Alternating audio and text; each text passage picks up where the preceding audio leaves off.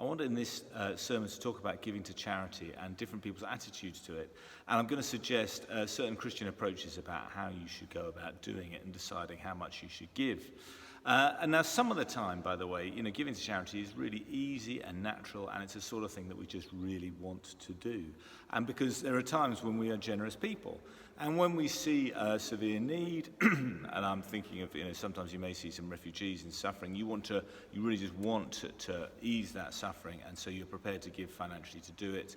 And there are often times when it feels good to give, because part of us as human beings, we are giving people. We give books away, we give people flowers, and sometimes we want to give our money away. That's, if you like, the easy bit. The other bit is the bit where we can feel a bit more reluctant to give, and I would suggest that most people in Britain don't actually give as much to charity as they could or as they should. And I think it starts really with a myth. And it's a myth about money, and it's about earning money. And we think we have a job, or we got a pension which is a result of our job, and we earn that money, so that money is ours. And of course we have a responsibility to our household, our children, or maybe our parents. But really, that fundamentally, we've earned that money is ours. And if anything else we give away, well, it's a bit of bonus, really, but you couldn't expect anyone to give any of that money away. And I feel that's, well, it's sort of true, but it's sort of a myth as well. And, well, how can I say it's a myth? And I think it's to do with the fact of how people get paid. And so I'll give you two types of contrast. Certain jobs just get paid higher incomes than certain other jobs. So lawyers get paid more than nurses. If I'm in trouble, I probably want to see a nurse before I see a lawyer, but it's just the way it works. Lawyers get paid more than nurses. Accountants get paid more than teachers. I don't know why that's the way it is, but it just is.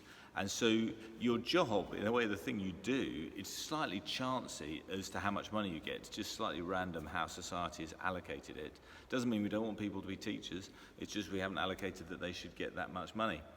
So that's part of it. And then globally, I think you have to look at the fact that globally, Britain happens to be a wealthier country. So if you're a nurse or a teacher in the UK, you will earn more than if you're a nurse or a teacher in Zimbabwe or wherever. And that's just chance. It's not because you've earned a lot, it's just you happen to be in the UK.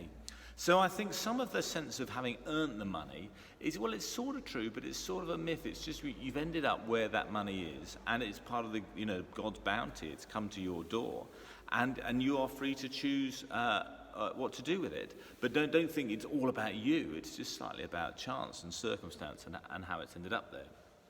And there are always people in need of relief and in need of help or a supporting hand.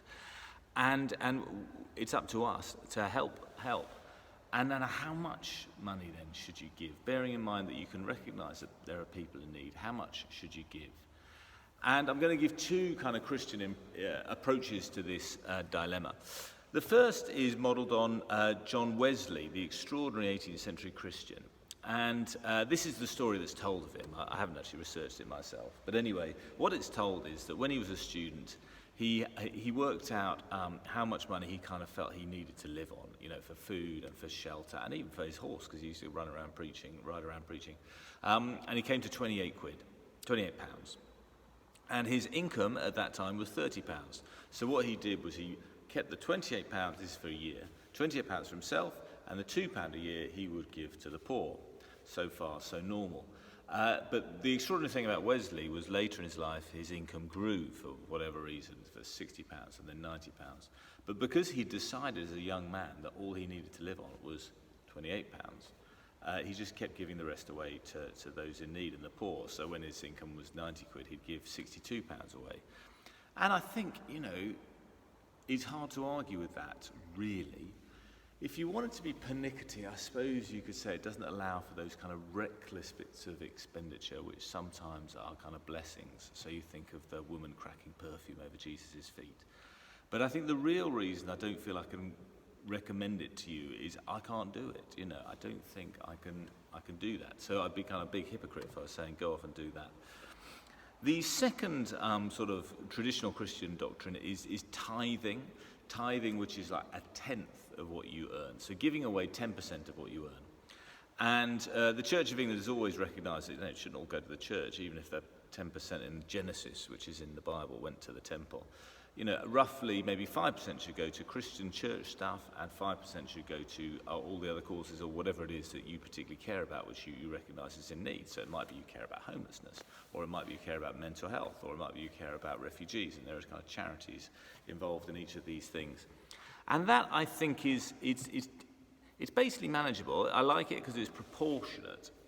So if you're wealthier, if you've got a higher income, in terms of just straight pounds and numbers, you're giving more, but you're giving more because you can afford more. And if you're poorer, in pounds and pence, you're giving less, but as a proportion, it's the same. So there's a kind of expectation of going up and down according to your means. And that, I think, makes it kind of quite sustainable across a lifetime. So that is why you do it, and I think that's something to really got something to commend it to. And I don't think it's easy, by the way. I don't think it's easy because normally we do see our own desires quite high in the mix.